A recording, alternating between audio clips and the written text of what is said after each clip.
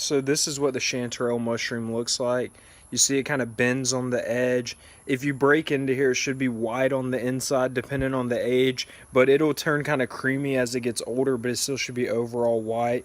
These gills right here you can touch and they shouldn't move. If you touch them really hard, you can kind of break it up, but you'll be breaking into the inside of the mushroom. And then at the top, if you can see, I'm trying to get it to focus, it kind of forks off. I'll show you on another view. So you see at the end here, there's little forks. That's another thing. As it gets to this edge, it will fork, and then this part will run up the stalk. You can see that on both of these. It starts to connect to the stalk. All right, let's see what we got here.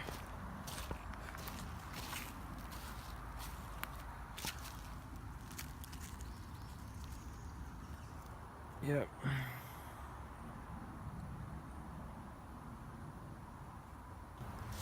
And here we have some good patches all through here, all the way up this hill, and all the way kind of down this hill. Let's see these ones.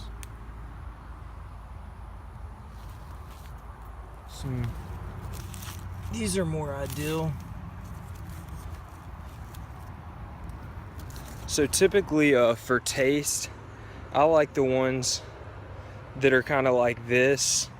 And the way to identify these, the easiest way is going to be their color, where they grow. These will always grow out of dirt. They won't grow out of wood, and they won't grow out of dead trees. Some of the lookalikes, they will. I know the jack-o'-lantern, it's a very similar looking mushroom, but it grows from decaying wood.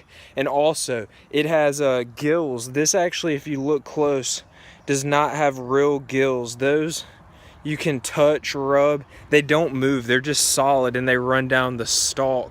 So that's an easy way to identify these as well. So far, I've only kept a couple. I usually just eat a few. You could go out on my property and probably pick in one day after it rains a few hundred of these mushrooms, but I typically leave most of them and just take what I'm gonna eat to make sure they keep reproducing and not to just take and kill the area.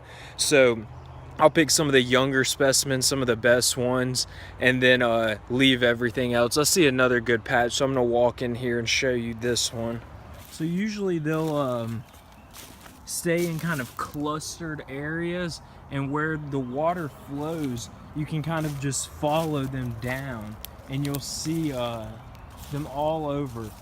A lot of people say they look for ponds, but on the front of my property, on this front part, I have nothing but hardwoods. I eliminated all the pines and I just have some young and mature mixture of all hardwood, mainly oak.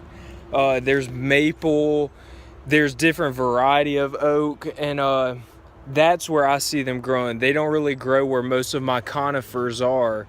They grow typically where I have water canopied areas that stay moist and a lot of hardwood tree systems. I see a couple other good clusters.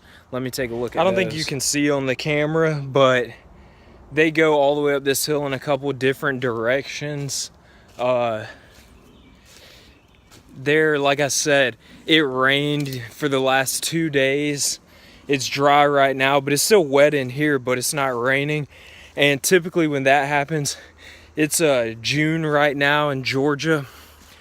In this hardwood forest on the front of my property, I'll typically, after some good rains, see on just one walk probably a few hundred of these mushrooms. Of course, I don't dry them or anything, so I just take a handful, or if I'm gonna eat a lot, maybe I'd bring a little bucket, but I typically just take what I'm gonna eat. I found another one of these mushrooms. I can't remember the name of it, but I'm pretty sure they're edible. But I'm new to wild mushroom hunting.